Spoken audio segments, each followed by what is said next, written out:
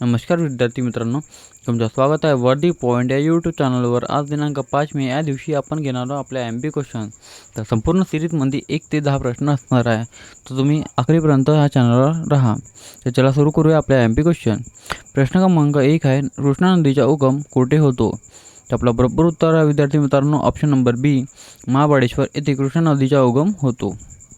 प्रश्न क्रमांक 2, पंचगंगा ही कृष्णेची उपनदी किती नद्यांच्या संयुक्त प्रवाहातून तयार झालेली आहे? तर आपला बरोबर उत्तर आहे विद्यार्थी मित्रांनो ऑप्शन नंबर सी 5।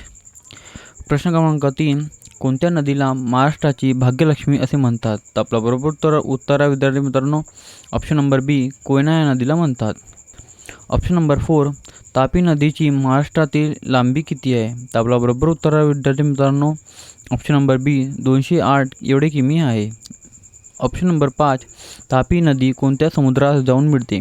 तर आपला बरोबर उत्तर आहे विद्यार्थी मित्रांनो ऑप्शन नंबर बी, अरबी समुद्राला जाऊन मिळते।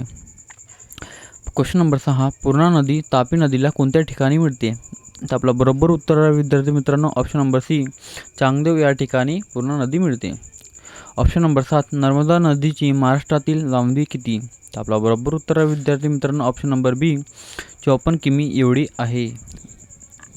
ऑप्शन नंबर 8, प्रसिद्ध आलापल्ली अरण्य कोणत्या प्रकारच्या वनात मोडतात? तर आपला बरोबर उत्तर आहे विद्यार्थी मित्रांनो ऑप्शन नंबर डी, आर्द्र पानझडी मान्सून। ऑप्शन नंबर 9, महाराष्ट्रात सर्वाधिक वनक्षेत्र असणारा जिल्हा कोणता? तर आपला बरोबर उत्तर आहे विद्यार्थी मित्रांनो option number C, Gadchiroli. Option number 10, महाराष्ट्रातील पहिले राष्ट्रीय उद्यान कोणते? तर आपला बरोबर उत्तर आहे विद्यार्थी मित्रांनो ऑप्शन नंबर ए, ताडोबा हे महाराष्ट्रातील पहिले राष्ट्रीय उद्यान आहे। महाराष्ट्रामध्ये एकूण किती व्याघ्र प्रकल्प आहे, टायगर रिझर्व आहे, हे तुम्ही मला नक्की कमेंट बॉक्समध्ये सांगा। तर चला भेटूया उद्या। जय हिंद, टेक केअर, बाय।